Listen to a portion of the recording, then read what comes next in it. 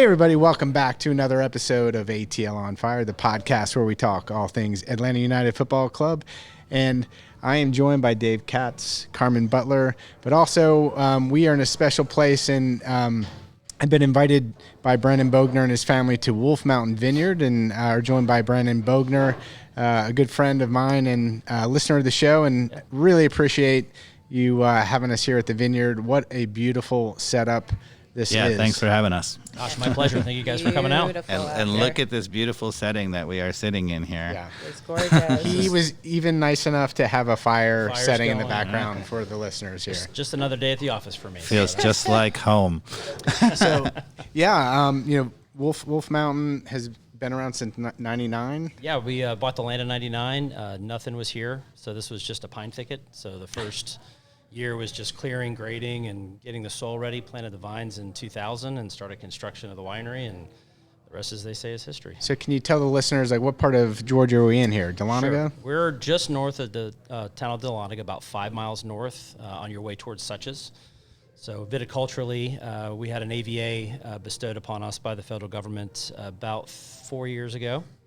So, And can you tell the listeners what an AVA is? Yeah, it's the American Viticultural Area. So the federal government deems this area unique to growing vinifera wine grapes. When people think of Georgia and wine, they usually don't think of Cabernet Sauvignon. They usually think of Muscadine and Scuppernong and native grapes. So this kind of really put us on the map for fine wine production in the state of Georgia.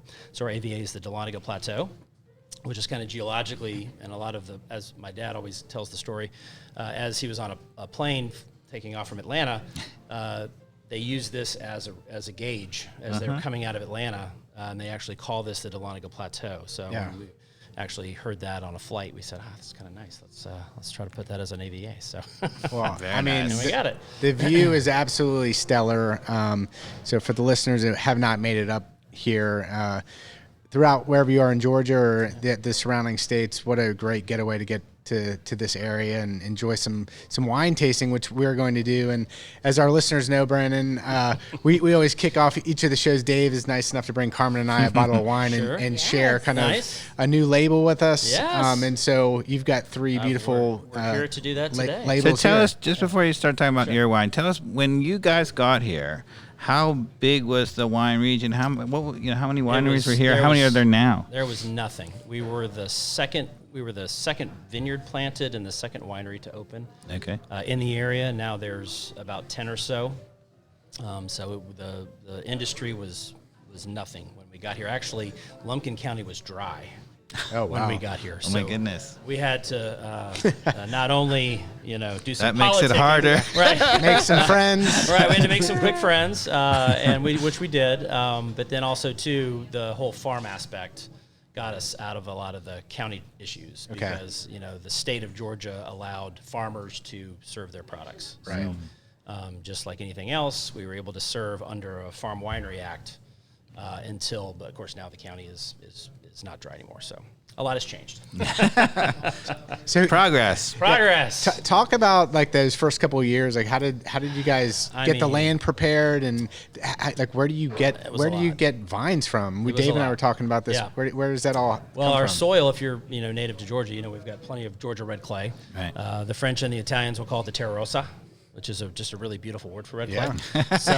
clay. So you can grow fine wine grapes, obviously, in this soil type. The issue with our region is the amount of pine. So when you have the amount of pine trees that we had in this property was filled with them, you have high acid in your high pH. So we had to lower that with dolomitic lime. So we had to till in like 30 tons of lime per acre. Oh, my goodness. To neutralize the soil pH and to bring it back into balance. Grapes, like everything, kind of just balanced. But the playing in the first few years with the clone of the grape and the rootstock, which we kind of talked about earlier. Yeah. A lot of trial and error involved with finding the perfect fit. And then, just going with that. Obviously here, we focus on growing reds. This property is real suited for red production because it's all south-facing. So from sun up to sundown, you get all-day sun on the grapes, which is optimal for ripening reds. So did you plant one type of grape to begin with, or was it a handful? We had kind of a satellite vineyard that we had done some trials in terms of some different varieties. We knew we wanted 4 to do a proprietary blend and possibly in the future some varietals. So we obviously started with the big boy, which is the hardest one to grow on the East Coast, and that's Cabernet Sauvignon. Yeah. And so our cab has taken multiple double gold, best of categories, going up against cabs from California at California competition. So I really feel like this site in particular is very special for Cabernet Sauvignon. And why is it so difficult to grow Cabernet here? The ripening. So you need a length of growing season, but you have to combat that with elevation because of all the insects and critters that we have. There's a few specific that will just wipe your vineyard out. Right. And so you have to be at a certain elevation where you have the colder winters to kill off that insect vector, but the higher you go, the shorter your growing season then becomes. Sure. So in grapes like Cabernet, I mean, even in Napa and Paso Robles and all these great California regions, Cab is usually the last off and hangs the longest length of the season. So, but here, to put it in perspective, I have bud break in my Cabernet when other growers in the area are having bud break in their Chardonnay. So even though we're at that elevation that we need for the colder winters, it's still what you would refer to as a hot site. So like we have warmer temperatures here. So, I mean, grapes and vines, like, from my little knowledge, right? Like people are surprised that you can grow grapes and wine here in Georgia, but they've done such a good job with the hybrids of grapes and the tolerance of the grapes over time in these regions has improved. Sure. What are some of the key things that have happened to, over the last couple of decades to evolve that? Well, a lot of work has been done at from the big boys out west. UC Davis in particular. They will do a tremendous amount of research in terms of clones and in terms of rootstock and playing with that. That's been critical, and also too the farming. Yeah. Knowing what you're doing. I've become a better winemaker in 23 years from vintage to vintage, and I've become a better farmer. And the joke is really not a joke, but wine is made in the vineyard. So the more I work out there, and the better the quality of the fruit coming into the winery makes the vintage better. And so I have to do a lot more here than, say, some of my vineyard friends in California. Just as an example, a typical spray program in California, you would spray your vineyard about 5 to 6 times throughout the growing season, and I spray my vineyard 5 to 6 times a month. Wow. So it's intense. Right. And a lot of that is because of humidity. If you're from the south, it's humid, and grapevines are susceptible to mold and mildew. So there's a lot of fungicides and things that have to be sprayed at critical times. So we enjoyed a nice bottle of the Instinct. Yes, Instinct. At lunch. Fantastic. 2017, and one of the things I was kind of surprised about, that's a 6-year-old vintage, right? Yeah. So and for a small vineyard as this is, but even though it's huge in my eyes for a Georgia vineyard, sure. That's a pretty good aging process you guys have. So how do you think about your vintage and what is kind of the strategy when it comes to the approach for aging your wines and things of that nature? Well, we kind of had baby steps, and we did things the right way. A lot of wineries are popping up, and they're putting a few rows of grapes in the yard, and they're bringing in grapes from California, and they're making wine, and they're saying, oh yeah, we're open. You can't open a winery that fast. So we established the sites in '99, planted the vineyard in 2000, and we didn't open until 2003. So that was 1 year in production, 2 years in aging, and then a release. And we could actually say, this is something that we grew.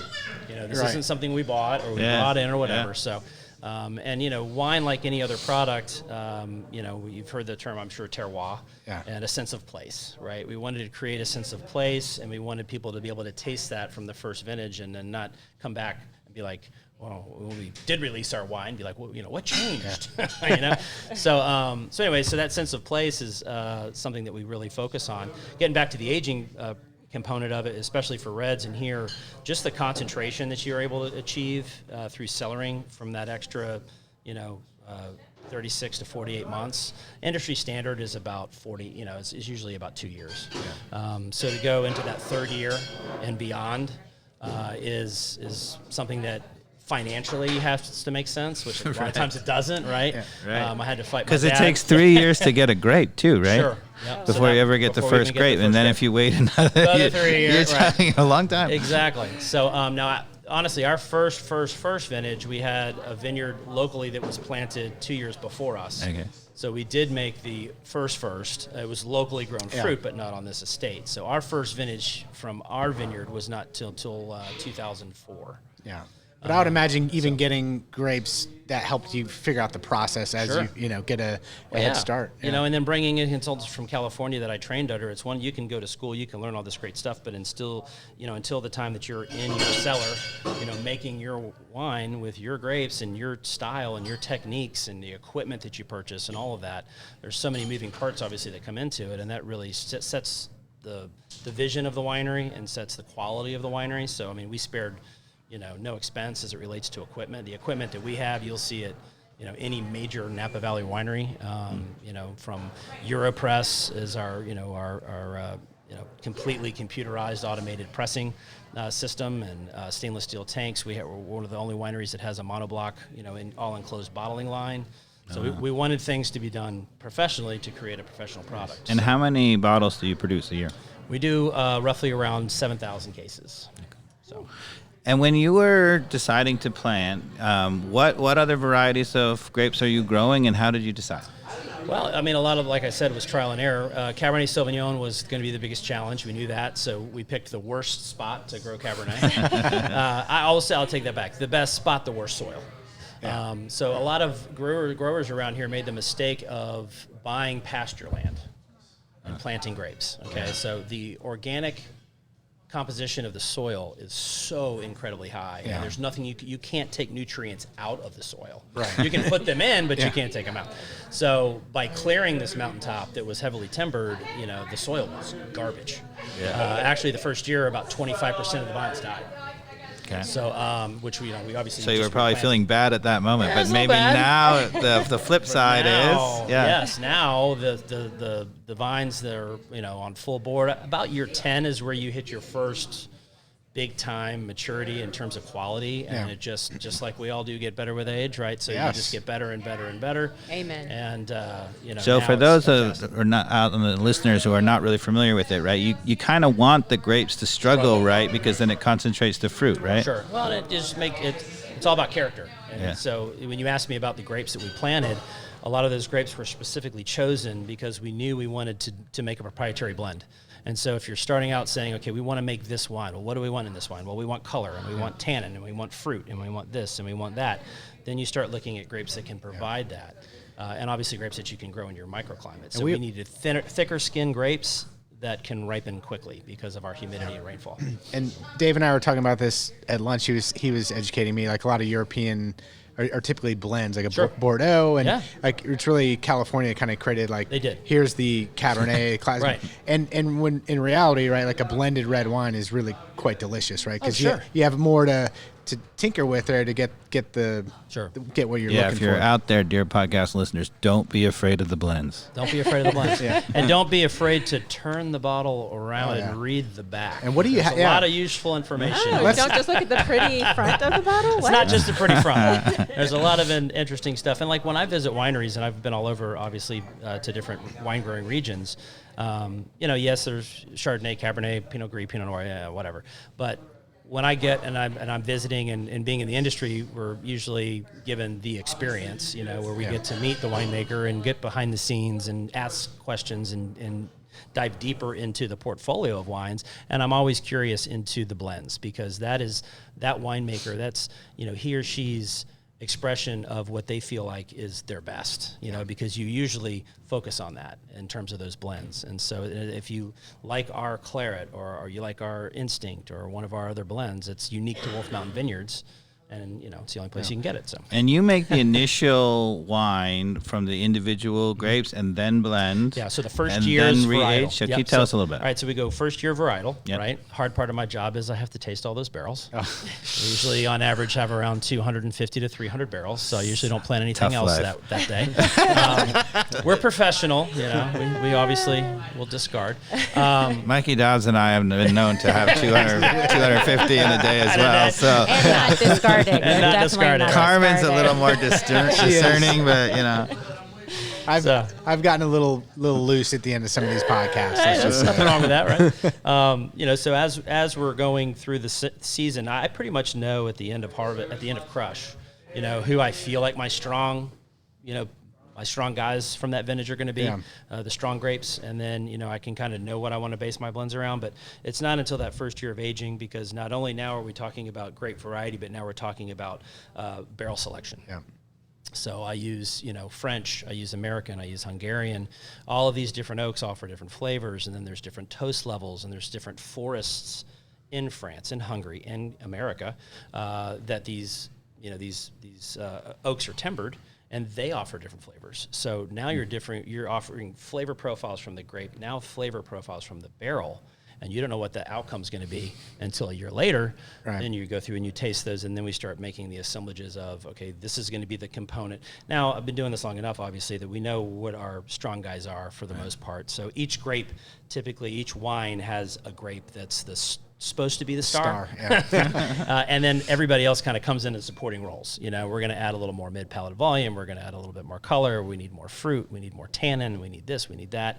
And so that's where it all goes. And then that's the fun part. And that's really the artistry. So we'll sit down. I'll make Instinct in particular, because it's, this five grapes, typically sometimes 4, depending on the vintage. There's so many different variables. So, I'll make 10 different blends of Instinct. Yeah. And then, we'll all sit down blindly, just like our wines are judged at international competition, and say, E, that's the best. Yeah. Ooh, okay, that was this, and this. And so then that becomes the blend. Well, I say we get down to to testing, right? Yeah, sure. That's part, right? And take us through the process, right, for somebody who might be new to drinking wine. Like, what are some of the basics of? People have this vision of I Love Lucy and stomping on the grapes in the tub, but you don't stomp on. How do you grapes, make it less intimidating, right? Drinking wine's fun, right? I mean, it needs to be fun, and people get intimidated by the grapes because of the difference, especially when you get into blends. To your point, they're a little bit more intimidating because you're not. People say, "Oh, I like Pinot Grigio." Well, we can't grow Pinot Grigio here, but I make a blend of Chardonnay and a grape called Viognier, which is all steel fermented, and it's got crisp acidity, and it's very Pinot Grigio-like. So if you like that style, you'll like Plenitude. Yeah. So, a lot of times you just kind of got to get away from all the misconceptions of wine and just say, listen, you have a nose, you can taste for the most part. Most people can. And so, it's up to you, to explore the wines. The first thing you do is explore the bouquet of the wine. You smell the wine. Do you pick up any kind of notes? What you have in your glass here is, we're just going to make it easy. This is our Burgundian style Chardonnay, so this is the Classique. So this is really an oak-driven white wine. So you do get some stone fruits and some other different layers of apple and other types of fruit flavors. Yeah. But the aromatics is driven from the oak, so it's very perfumey, vanilla. Picking up all that, absolutely. Yeah. So and when again, for the non-professional wine drinker or professional winemaker, you think, they have notes of apple and this and whatever. It doesn't necessarily mean that you're adding apple to your wines, right? Where is that coming from?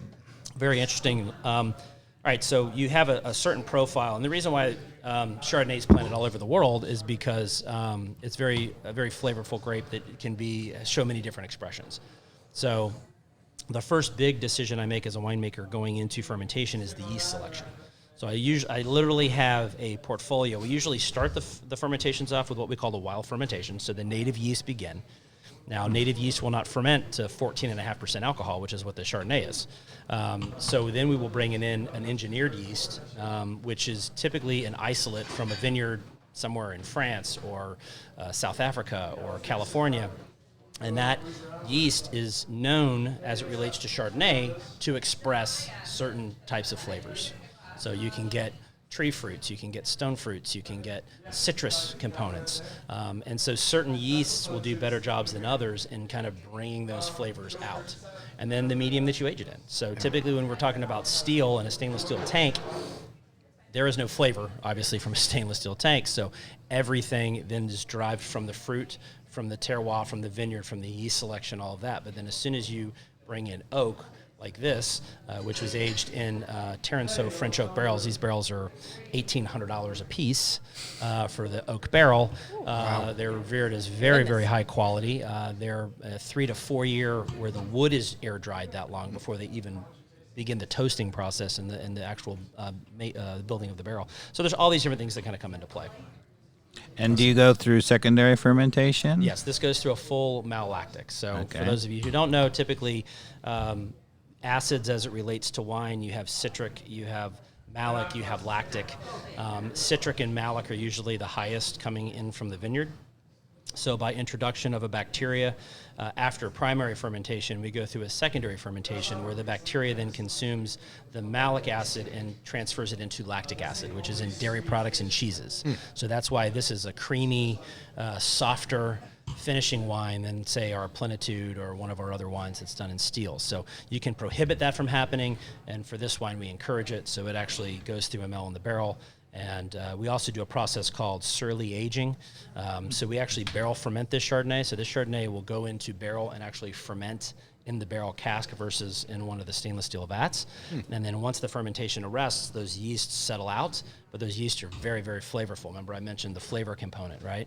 So we have a little tool that stirs. We do it by hand about 2-3 times a month. We'll stir the lees and bring those yeasts back up, and that just adds more texture. So that's where it gives us this white wine a lot of volume on the palate. Well, it's delicious, first off. Really We'll get to that. It's very, very good. Yep, I agree. And we're drinking it in this lovely tasting room up here at Wolf Mountain. It's gorgeous. I wish I could be able to show the view. The view it is but you do get a sense amazing. of the tasting room here on the YouTube, which is great. And It tastes to me a little bit more like a French style than a California style. Is that? Sure, yeah. Well, Burgundian style is that Burgundy, you know, and that's where it really was trademarked with these oak-aged Chardonnays. Now, America kind of had a folly back in the 70s and 80s where they just over-oaked Chardonnay and turned off kind of our wine consumer to these oak-aged wines because they used a lot of American oak. American oak is a looser grain wood than French, and so the wine goes deeper in the barrel and pulls out more more oak, flavor, just like with bourbons, you know, and all that. So although the American oak barrels for wine are much different than bourbon barrels, but at the end of the day, it's such a better, in my opinion, and for my style of winemaking, the French and even some Hungarian is much more suited for whites. It's just delicate, doesn't overpower. Yeah, I mean, still tastes I like fruit. it very much. Yeah, this is my That's go-to. how I lean, and the Bonnier Really is good. you know, is also terrific. Yeah. Sure. I'm glad you guys enjoy it. yeah. Definitely. So we'll get into some reds here in just a bit. What other questions do you have, Dave? You're the wine geek of the group. So, We love wine geeks. are all of your vines right here in this location, or is it in the whole region? And how many vines do you have planted? We have about 10,000 vines planted here. So it's roughly about 1,000 vines per acre is typically. So we're at a 6x6 spacing. So that's a lot more than we can just see. Correct. Yeah, the property wraps around and kind of dog legs around. Okay. The whole property is southwest facing. So we're due south here, and then southwest as we turn the corner here. So we've kind of planted as all we can. What we loved about this site was the terrain, but it's also very hard to farm. So I have a very small little Italian tractor that I have to drive down every single row. And it's extreme farming in some instances where you're up on 2 wheels, but it has 4-wheel independent suspension. So probably it's got not a pretty locked good at axle. that by now. I have, yes. So we have some very steep vineyards. That we Don't actually wanna had to roll your terrace. tractor. You don't want to roll your tractor. It's not a pretty sight. So yeah, we've kind of planted everything that we have here. So we partner with other local growers in the area that are more suited and conducive to growing white varieties, where we just focus on reds on our estate, and then we purchase the whites, from local growers. So Yeah. So this is now referred to as the Dahlonega Plateau. the Dahlonega Plateau. And that's relatively new in terms of kind of being an official region Yes. of recognized wineries here in the Dahlonega area. Yes, it is. Awesome. That's amazing. So So one of the things that Carmen and I always struggle with on our podcast is like describing a wine, even though you love it, right? Like Right. that we talked about, it's got apple or it's crisp or it's oaky. Like what are like some of the basic things, like if you're trying to describe a wine, that someone like myself as a novice should be thinking about in terms of like, hey, if I wanted to explain, I like this wine, it had X, Y, and Z, because I don't know, it just doesn't roll off my tongue like it does for a lot of people. Yeah, same. Well, I mean, the way your tongue is kind of set up as your receptors, so all of your acid receptors are in the front. Yeah. So really the first thing you're going to sense is the wine's acidity, whether it's where it should be, is the intent for it to be a champagne, right, which is, very usually higher acid, or a steel-aged white like a Pinot Grigio or a Sauvignon Blanc. Those are heavy acid, so you really feel the weight of that wine on the front of your palate. Wines like this, and of course reds, would be a flaw. You typically don't think of high acid in red wines. You want that velvety texture, right? Yeah. And so obviously all reds are going to go through the same malolactic fermentation that the Chardonnay did. But really kind of sensing the front palate, and then as you progress, mid palate volume is another really big thing. What's the weight on the wine? Yeah. A lot of times you also mistake acid for tannin. So if a wine is very, very tannic, sometimes you'll feel it on the front of the palate, but typically the tannins, if they're well integrated, usually get that on these younger wines. Let's face it, the wine market is what it is. A lot of people rush stuff to bottle, and you're buying stuff off the shelf that's 12 months out. Right. In a lot of instances. So by us going to that 36 and 48 month aging process, now you're going to feel that tannin structure on the finish. Yeah. Right. So it's bouquet. What do you like about the smell of the wine? How does the initial taste, right? What is the mid palate? And that's where you're going to get kind of your fruit flavors, your berry flavors, all that kind of stuff. And then the biggest thing for me is that length of finish. Some wines are like that, and it's just like the wine's gone. Other wines just linger, and that's a testament to the quality of the wine that's made, and the integration of the tannins, because you have to understand you have seed tannin. From the seeds inside the berry, you have skin tannin from the skins of the grape, right? Yeah. Those are all extracted during the fermentation, and we'll be able to go back maybe a little later and taste some of the new vintage that's still in tank, and you'll be able to taste those baby wines that were just literally finished fermenting a month ago, they're just, the flavors just explode, right? Yeah. And so now I'm going to make a barrel selection. Where do I want this wine to go in terms of the direction? Typically, we use a lot of American oak for our reds, but I have different ones that I like and all that, and we'll get into all that. But so then, you'll make the selection, get it into barrel, and a lot of times that integration of tannin happens there, and that's what affects the wine on the finish. So maybe we pivot and go red with a little Atlanta United red. I love pivoting. And talk a little soccer here. So Brandon, you're a huge Atlanta United fan. Before we move on to soccer, though, I just want to tell, with all of our listeners in Atlanta, how do they most easily get Wolf wines? They come to the winery. Okay. I like that. Or are there places they can in visit Atlanta? They can visit one of our businesses that we partner with, like Wild Heaven. They have opened up a wine list in their tap rooms, which they're having a lot of success with. So we kind of handpick, other folks in the business that we like to partner with. Those are our other friends, so we like the fact that you're friends with them. We're friends with them. So we have been sharing the news that, you can get some of these wines, I think, and if not all of the ones we're tasting today at Wild Heaven, both their locations. That's fantastic. West End and in Avondale Estates, where I live. And, that's great, too, because I think, wines, obviously, the ladies love to drink wine, and that's a nice... So do the men. So do the men. So do the men. At certain times of the year, because the industry joke is it takes a lot of beer to make good wine. So when we're making wine, we tend to...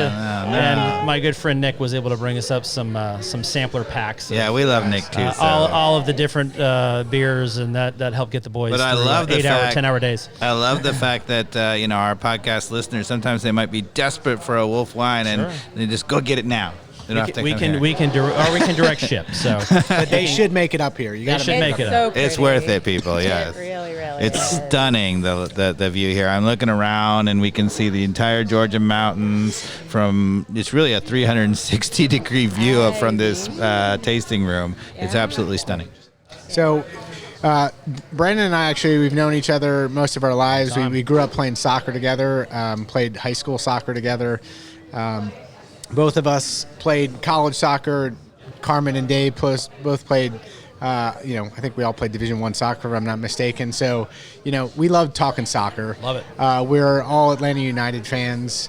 And, this year was kind of some downs and ups and downs. What was your assessment of Atlanta United as a fan? I mean, just very inconsistent, and I know that's what any sports team, especially when you get to the pro, really at any level, consistency is probably the hardest thing to come about. I mean, there were moments where they just looked fantastic, and moments where they just fell off. Most of those fantastic moments were at home, though. They were. Their away record wasn't so great. Yeah, it wasn't so great. So, and that's tough, but yeah, that's. And tell us a little bit about your history with the club, right? You were there from the beginning, kind of, yeah? Yeah, well, we were original, Atlanta United supporters, and enjoyed going to the games. It's hard for us up here in Dahlonega, so, it's an hour and a half for me to the stadium. So, it's a little bit of a commitment. Hotel rooms. Just get Uncle Arthur to pick you up in his helicopter. Fly me down anytime, Artie. If you're listening, Uncle Arthur, you can come here. You can get a nice glass of wine, and you guys can fly back down together for the game. Well, we'll have to have you down, and you're always welcome to stay at our place. Oh, we got a room for you and Ashley to hang in. Love it. We'll do it more often. But yeah, we got to do that more often. Yeah. But it is so crazy, that I'm here talking about professional soccer in Atlanta, right? Crazy. Like, I never thought, yeah. Yeah, I never thought that we'd ever have a team of any sort of relevance here in Atlanta that we get to talk about. So as bitter as I am that I started a podcast, it's been a little bit of a bumpy road since we have. After we won in 2018, it's so much fun to talk about soccer. Sure.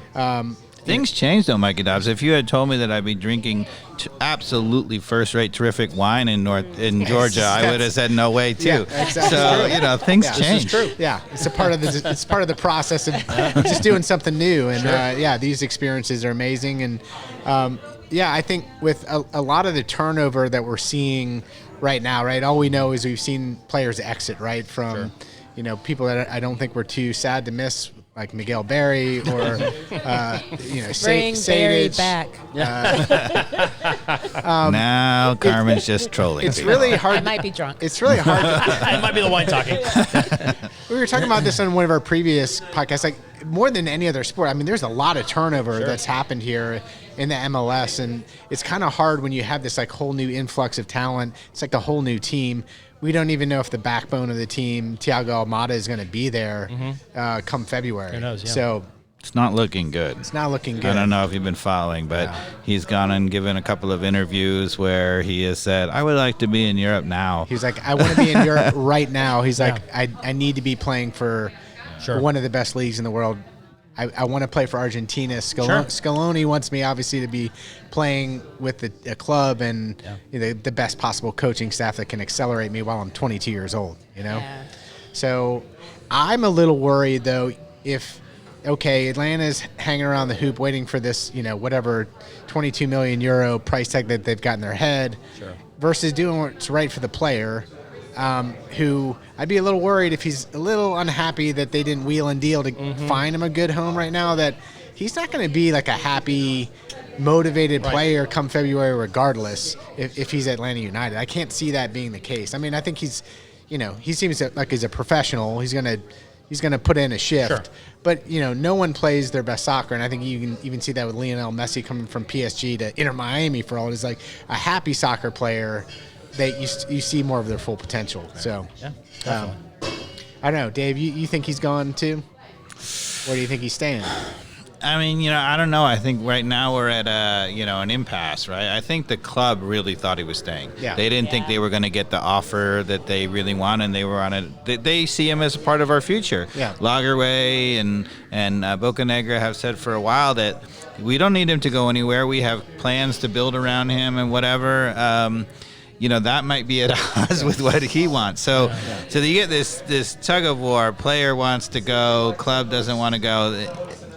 Depends on how professional he is, but you don't want a player staying when they don't want to be there. Yeah. Correct. Yeah. I agree with that. And one of y'all said, like on social media, Atlanta United posted recently a picture of Almada with Capitan on it, trying to say, basically saying 16 hours ago, they're like, our captain Thiago Almada, like they're trying to force the agenda and the pressure. But I don't know that that's the right optics on it. That especially Lagerwey should be thinking about in terms of like, look, this is one of Argentina's biggest potential talents. Like, there's a reason they brought him to the World Cup even as a injured reserve, and then gave him minutes. Like, that's a lot of trust. That's not just saying, hey, we want another guy on the roster. That's like, you don't give a guy minutes regardless if you don't believe that he's got some potential on the Argentinian national team. At that time he was 21 years old, I think. So I think I interpret that exactly the same way, right? During the World Cup, you give him a defined, what he played, like 12 minutes or something, and he played that well. was to literally say to you, you are our future. It's a big vote, and I think it's troubling for him if he's not being pushed to his maximum during these are the critical years to where you get to that next, you level up. Yeah, because he's already 22. Yeah, you want to play the best competition. You want the best coach to be pushing you and doing everything. So now, a guy who's not 22 and who might be someone, I would like to get your comments on Brad Guzan, right, our goalkeeper. So for those out there listening, Brannon was a goalkeeper. You have a son who is a goalkeeper. Correct. So you know a thing or two about playing between the sticks. So give us your thoughts on Brad Guzan.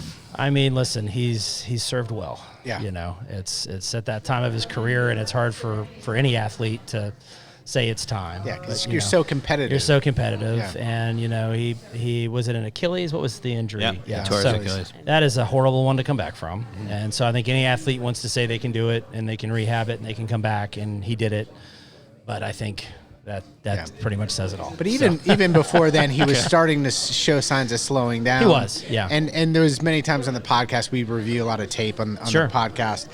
There's just moments like the old Brad Guzan gets a palm on that. You know what I mean? And there was at least 3 or 4 of those this year. You're like, the old Brad Guzan, even like 2-3 years ago, stops that. And sometimes that can be the difference of that back line, the confidence. Like, as you momentum know, swing in the when game. Anybody who's out in the field who's got a good goalkeeper behind them, and I've had the pleasure Confidence. of playing, you got to have that big body that somebody's yelling, you just know they're going to be there. Well, yelling's one thing, but it's, the direction is like, okay, his decision making has really been one for me.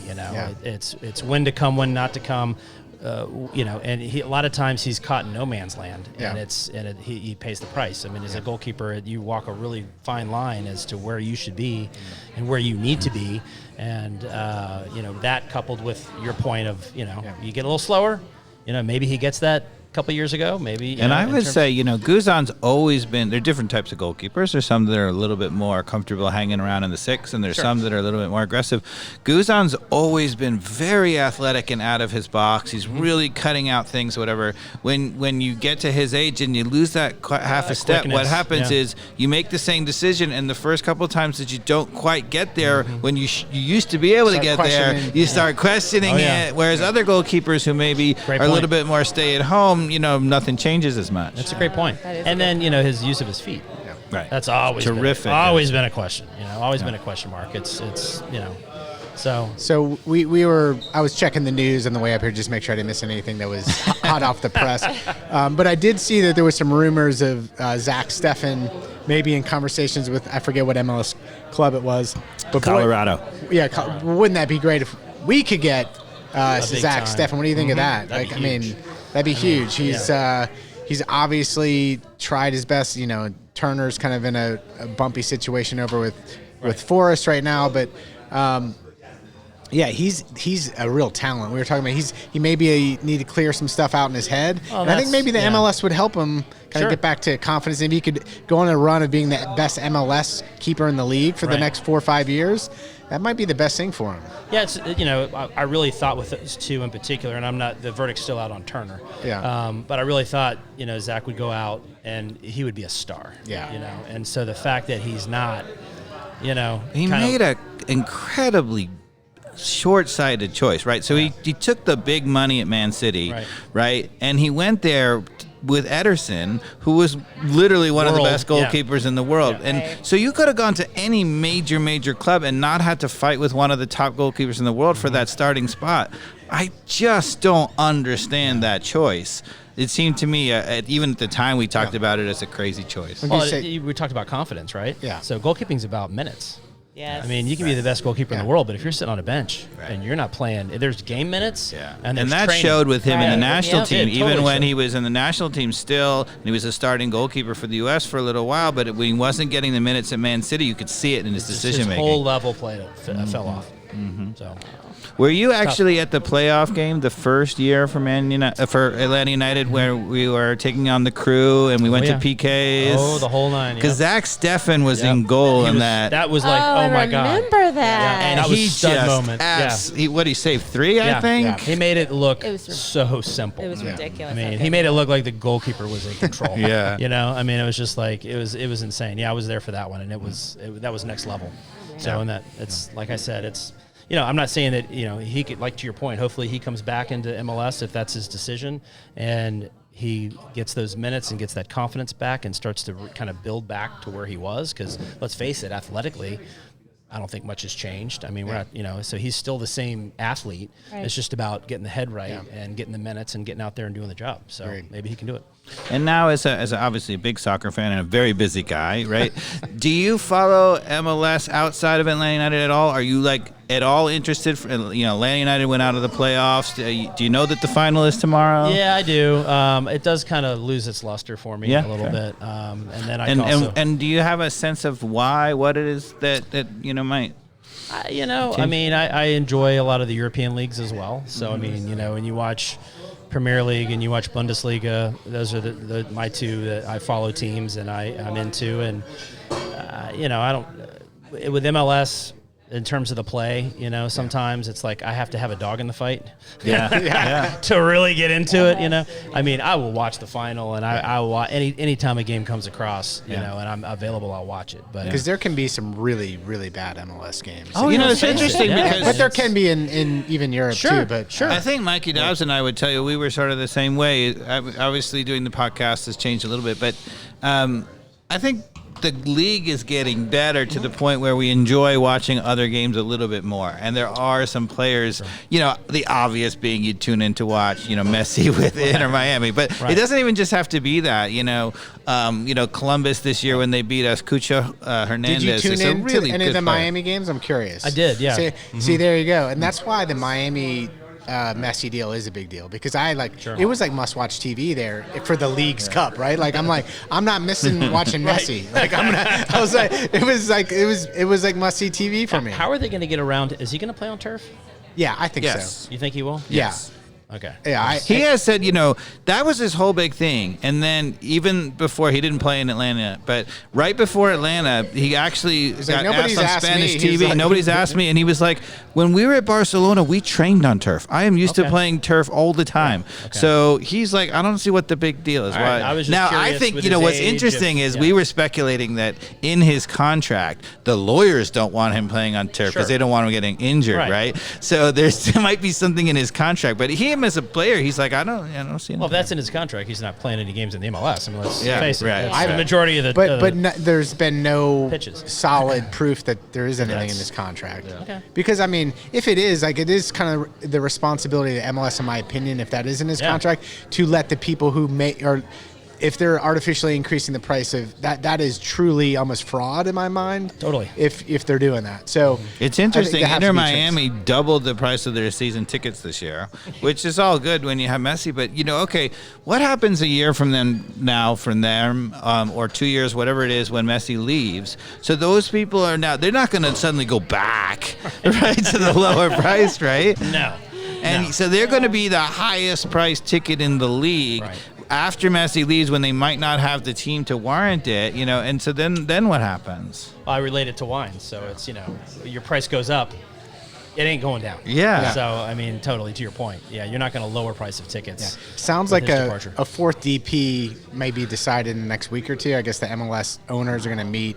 What do you think about raising the salary cap and the designated player? In terms of, like, again, to have us who we only have so much time. We want to watch the highest level of soccer outside of our Atlanta United, who we care about, right? Like I think you have to if you want to maintain a level, because I look at the MLS right now as creating stars and finishing stars' careers. Yeah, there's not much in the middle. Right. Yeah. You know, and so if you want to keep those players and you don't want them to go to Europe, you got to pay them. But I feel like if we can raise the salary cap or if we get enough George Giacomakis in this league, right. It's going to be entertaining. You know, I mean, even like I watched a Turkish league play. Maybe it was Manchester United the other day. Yeah, Galatasaray. Yeah. They were a good team, man. Yeah, good team. They were a really good team. So I know the Turkish league is only like 7th or 8th in the world. Like, right. Can Atlanta United like get into like MLS? Can they get into like that level of play? I'm entertained at that point if it's at that level of a player. Yep. I don't know if you agree or disagree. I agree. Okay. No, I agree. Yeah. 100%. Should we try the last one? I see some empty glasses. Yeah, I know. See, I start twitching. You know. Yeah.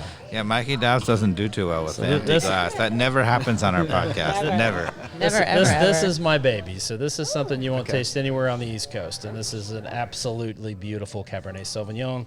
It's taken multiple best of category double golds in California, going against all the big houses of California. And that is the 2016 vintage. 2016 Extra year in bottle from what you tasted in the claret. Okay, so this is a pure 100% Cabernet. Cabernet Sauvignon. That's my thing. Is a blender. If I'm going to do a varietal, it's going to be 100%. There's no sense in doing. A lot of people don't realize the laws in our country, in particular, they vary from country to country, obviously. But you only have to have 75% of the grape of one grape to call it by that grape. So you can have 75% Cab and 25% Merlot and still call it a Cabernet Sauvignon. So, and that's what allows people to make their cabs kind of different from others. But this is 100%. Cabernet Sauvignon. That is lovely. Yeah, I definitely, like you said, I feel that more on the back of the palate, like you were saying earlier, just trying to pay attention there. Sure.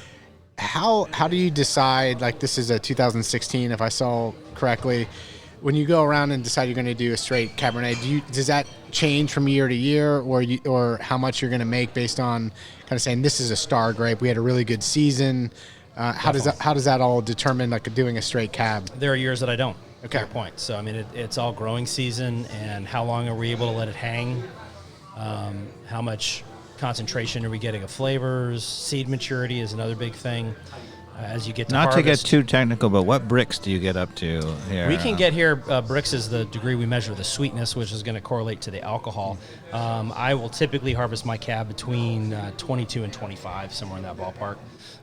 So it does, more of a 13% alcohol is where we're typically at on that. Yeah. California's pushing the envelope. You can get 28 bricks in a California cab pretty easily. But what's so funny is the sugars get high in those California cabs, but the flavors are still green. So a lot of that comes from the seed maturity, which is what I was talking about earlier. But that's where the actual seeds inside the berries start to mature. When the grapes are not yet ready, the seeds will be green in character or in color, and when you crunch them in your mouth, they're bitter, they're astringent, and you get that kind of vegetal, bell peppery kind of flavor, which you should never taste bell peppers in red wine, by the way. Major wine flaw. And so as our cab continues to ripen, even though our sugars are lower, we're able to get them riper because we have a lot of things going on with moisture and humidity and other things that kind of play into different roles. But the seeds will turn that dark brown woody, and so now when you crunch them in your mouth, you're getting those nut flavors, gallnut, almond, walnut, and then just a huge release of tannins. And so that's what we shoot for. And when I can see that in the vineyard, prior to harvesting, I can pretty much know this year we're going to have a varietal cab, or this year maybe it's going to need to be a blender. Okay. So not every year. It's terrific. This is So Cheers. good. Yes, cheers. Carmen, what do you think of the wine? Delicious. This is a Carmen's classic. We always ask her, and that's what she I either always say says. delicious That's why or complex. yeah, That's it. That's all. but you are tasting it like deeper in the palate, right? But I'm even drinking it differently from what you said, because usually I'm just like down the hatch. But knowing Keep it in the mouth for a little bit. Let it hang out. Yeah, let it linger. Let it linger. Yeah. Pick up on some different flavors. And Yes, but it's great. So good. Well, So, I'm glad you guys are enjoying it. Yeah. How would you like to see Atlanta United evolve outside of a goalkeeper? I think we agree. We'd love to see we were talking about, I know the financials of it are probably impossible with Braguzan still getting paid nearly $1 million a year to be our starter on contract. Is there any Do you have any hope that if there's a DP that does open up, that we would get a designated player and a Zach Steffen type of player? I mean, I think that would be number one on my list. Sure, 100%. Yeah. To have Miles Robinson on the back line. We need something to build around, yeah, right? Yeah, sure. So, Well, I think you look at the defense and build that around Miles Robinson and the job that he's able to do. But he's also another guy we'd probably have to put under a DP. So we've got. Sure. Yeah. I don't think is there a DP goalkeeper in the league? I mean, if the only one I could think of would be Blake, but I don't think even Andre Blake is a DP. I don't know. Maybe point. Carmen can check that. Comment in the video, yeah. Well, and here's the other thing that coming up with my son and watching him come up through the leagues and everything out and playing Atlanta United, their MLS next team and all that kind of stuff. And where is the development of goalkeepers? Because if you look at these other clubs, their youth programs are most times producing their top goalkeepers, with some exceptions. You have your Blakes and you have your whatever, but a lot of these young players are coming in through FC Charlotte and these other places, and they're developing their goalkeepers, from their youth program. Yeah. And it's like I love to see when those guys take the pitch for Atlanta United, that have come through the program. That to me shows that the process is working. And if you're relying on money and outside players, it's one thing that maybe you could talk about. So from the goalkeeping standpoint, we had briefly discussed this earlier, right? So, back when all of us were coming through, there was a coach, and then the goalkeeper would be off on the side somewhere, and they'd be like, we'll need you later while we're scrimmaging, right? Just come, right, whatever. Yeah. And I feel like, to a large extent, that's true at a lot of clubs too. Now, a lot of clubs now, for the first time, maybe have a goalkeeper coach. But maybe, if you are at one of the MLS academies, then you have a full-time goalkeeper coach, which makes a huge difference. So talk to us a little bit about your experience versus your son's experience in terms of what kind of training he got. And night and day difference. I mean, not only that, it's the nutrition and it's the aspect, it's the weightlifting aspect. Not only that he gets through the club, but also just at our high school level. When we were coming through playing high school ball, we had coach that knew nothing. We had, I don't even think did we even go in the weight room once? You were there when your coach called timeout, right? Yeah, our coach called timeout. I love that. I cannot think of doing any weight training in high school for ridiculous. Soccer now. My son has 2 hours of weight training every day. Yeah. As part of his school curriculum. Yeah. And the first hour is straight lifting.